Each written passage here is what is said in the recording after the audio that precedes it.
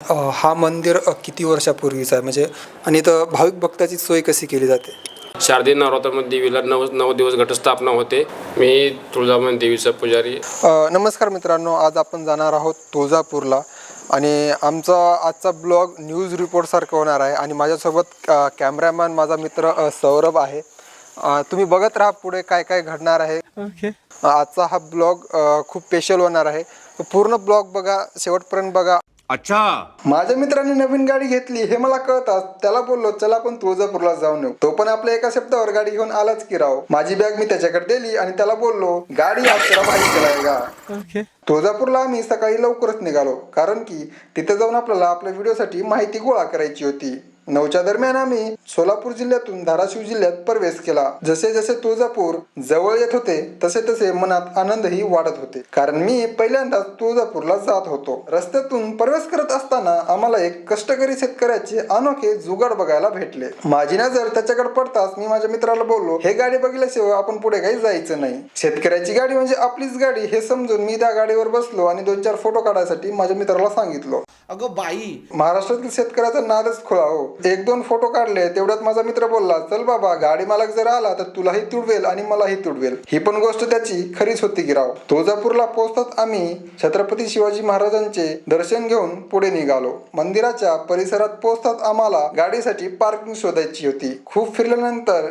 एका जागी आम्हाला गाडी लावण्यास जागा भेटलीच. गाडी लावून आम्ही पुढे दर्शनाला निघालो. दर्शन करून बाहेर येताच आम्हाला एक पुजारी शोधायचा होता जो की आम्हाला तुळजाईविषयी व तुळजापूर विषयी संपूर्ण माहिती सांगेल. खूप फिरल्यानंतर आम्हाला एक पुजारी भेटले. त्यांनी आम्हाला एका ठिकाणी नेऊन सविस्तरपणे माहिती दिली. तर तुम्ही पण ऐका तुळजापूर विषयी, तुळजाभवानी विषयी पुजाऱ्यांनी काय माहिती दिली. आपण महाराष्ट्रातले 3.5 शक्तिपीठ घेणार आहोत. माहूरचा ब्लॉग आपण शूट केलेला. आता आपण तुळजापूरला आलेलो आहोत आणि तुळजापूर गाभाऱ्यात आम्ही गेलो असता आम्हाला तिथं कॅमेऱ्याची वगैरे परमिशन नव्हती. पण आम्ही इथं महाराज भेटले आम्हाला. तिथं त्यांनी आम्हाला इथे एक मठ आहे त्या मठात आणलेलं. त्या मठाबद्दल आणि तुळजा आईबद्दल मंदिराबद्दल पूर्ण माहिती तुम्हाला आपले महाराज देतील. महाराज आपलं नाव काय? मी तुळजाभवानी देवीचा पुजारी अण्णासाहेब क्षीरसागर, राहणार तुळजापूर, जिल्हा धाराशिव. इथं यात्रा किती म्हणजे वर्षातून किती वेळा भरते? यात्रा देवीची पूर्ण असते आश्विन पौर्णिमा आणि चैत्र पौर्णिमा 2 महिन्यामध्ये देवीचा उत्सव केला जातो. शारदीय नवरात्रामध्ये देवीला 9 दिवस घटस्थापना होते. घट उत्स्थापन होऊन त्या दिवशी देवीचे नंतर विजयादशमीला शिलंगन होतं आणि कोजागिरी पौर्णिमेला देवीचा मोठा उत्सव असतो. वर्षातली प्रमुख मोठी यात्रा. त्यानंतर चैत्र पौर्णिमेला चैत्र महिन्यामध्ये बी देवीचे चैत्र पौर्णिमे दिवशी बी देवीची पालखी काढून उत्सव केला जातो. तो चैत्र पौर्णिमा असे देवीचे 2 उत्सव असतात प्रमुख. आणि नवरात्रीचा काय विषय असतो इथं? नवरात्रीत 9 दिवस देवीला घटस्थापना केली जाते. 9 दिवस देवीचे 9 अलंकार जे छत्रपती शिवाजी महाराजांनी देवीला अर्पण केले दागिने आहेत शिवकालीन त्या देवीची विशेष पूजा मानली जाते.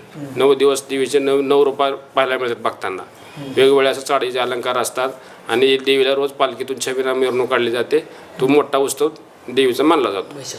आणि हा मंदिर किती वर्षापूर्वीचा आहे म्हणजे असं त्या अंदाजा लावू शकत नाही पण अंदाजे एक तुम्ही आकडा सांगू शकता? एक अंदाज आहे प्रभू रामचंद्राच्या अनादी कालापासून एक शक्यतो आमच्या मातीस्थळी 5,000 वर्षापूर्वीचं मंदिर असावं. आणि इथं भाविक भक्ताची सोय कशी केली जाते? इथं मंदिर संस्थांचं भक्ती निवास आहे आणि पारंपरिकप्रमाणे पुजारीकडे भक्त लोक त्यांच्या निवासस्थानी त्यांची व्यवस्था करतात. त्यांची राहण्याची, जेवणाची, कुलधर्म कुलाचार्य, अभिषेक पूजेची पारंपरिकप्रमाणे इथं व्यवस्था केली जाते पुजाऱ्यांकडून. आणि इथं जे दर्शनाची जे वेळ असते ते कधी असते म्हणजे किती टाईम वगैरे आरती वगैरे होते इथं?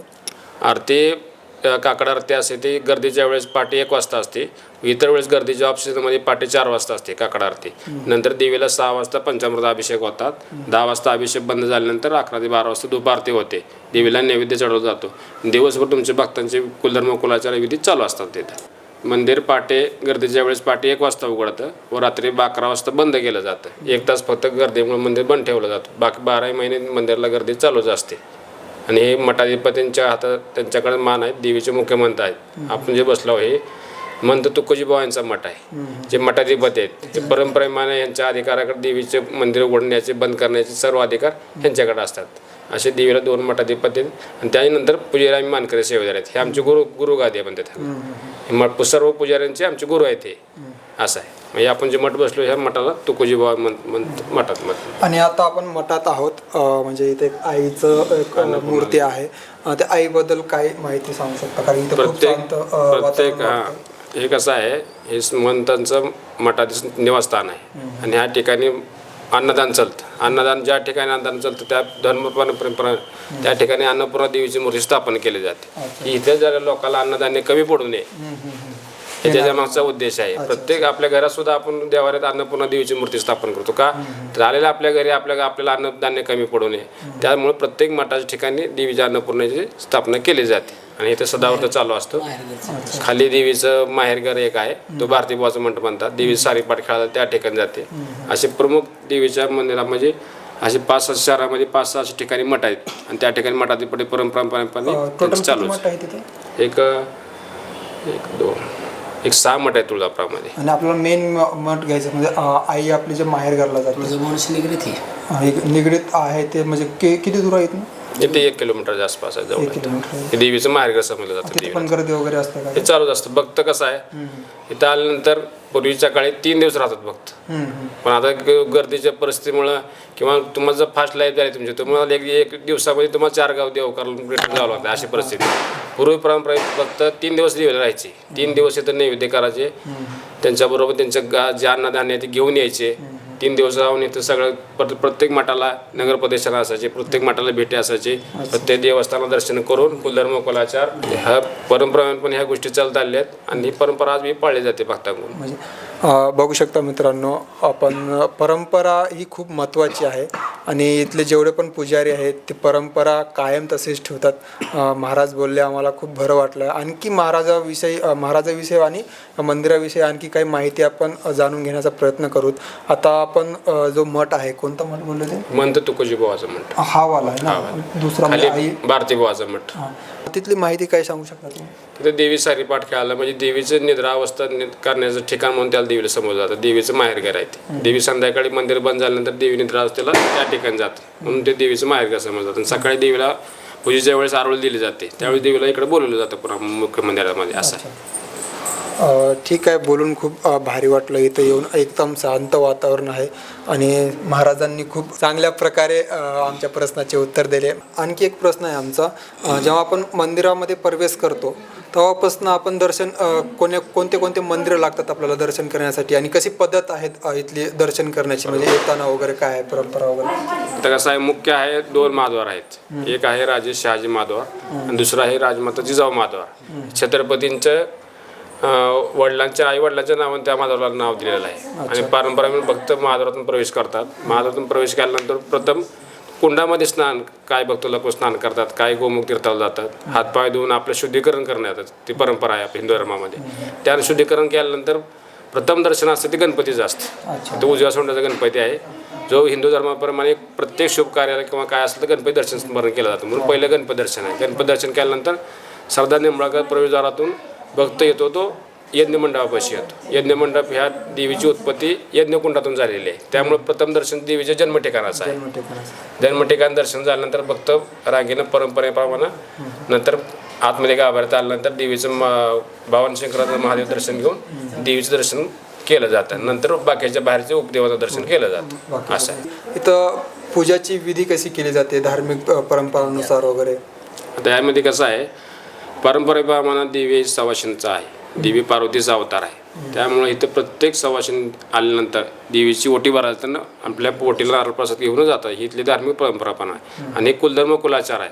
प्रत्येक कुलदेवत्या ठिकाणी देवीला धार्मिक विधी केले जातात, कुलधर्म कुलाचार केला जातो. देवीला पंचामृत अभिषेक असतो, श्रीखंड अभिषेक आहे, देवीची ओटी भरायचा कार्यक्रम आहे, जागरण गोंधळाचा कार्यक्रम आहे, जावळाचा कार्यक्रम आहे. अशा सर्व ज्या विधी आहेत हे तुळजापूर देवस्थानच्या ठिकाणी केले जातात. तुळजापूर हे नाव कसे पडले?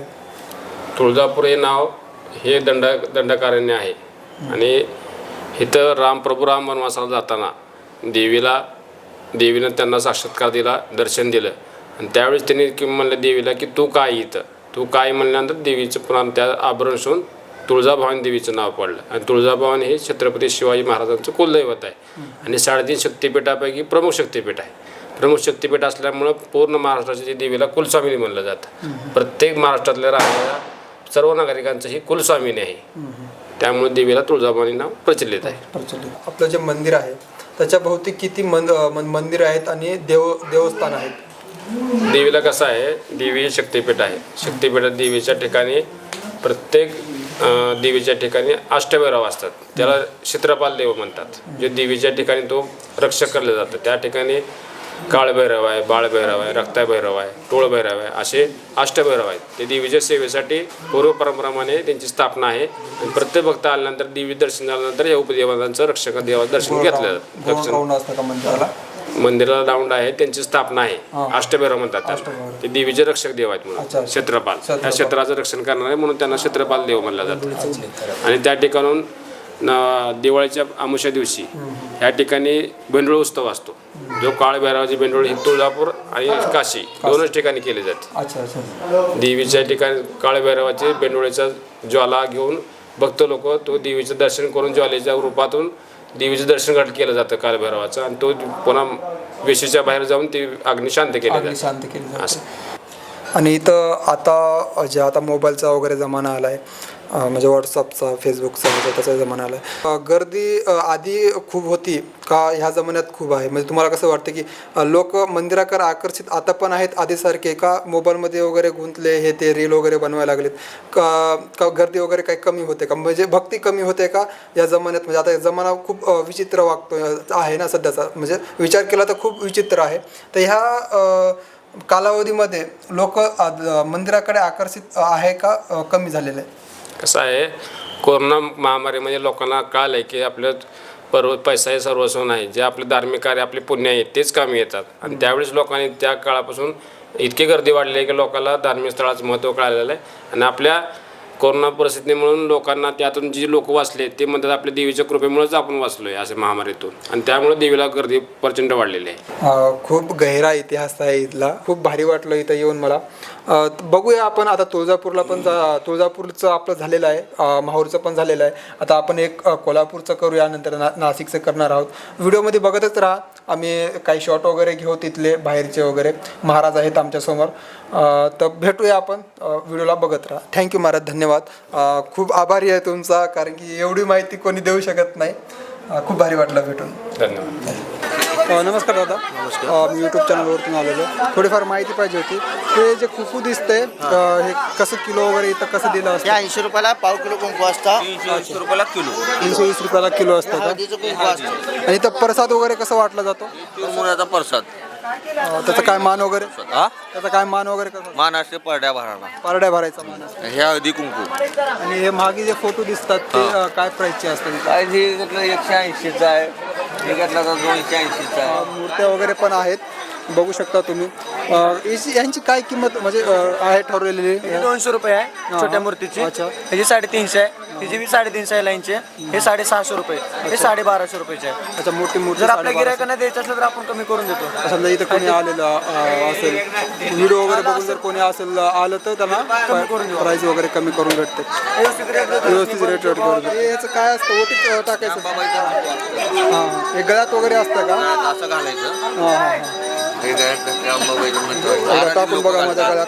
त्याच्या घरात एकदा माझ्या गळ्यात नाही पडू शकत हे, नाही का? फक्त ज्या आराधी लोक असतात त्यांच्याच गळ्यात त्यांना घालू शकतात, दुसऱ्यांना परमिशन नाही समजा. बरं वाटलं तुम्हाला भेटून. इथं प्रसाद वगैरे तुम्ही जर आलात तर इथं घेऊन आईला वगैरे प्रसाद देऊ, अर्पण करू शकता, माळा वगैरे अर्पण करू शकता. भरपूर काही ह्या दुकानात भेटेल.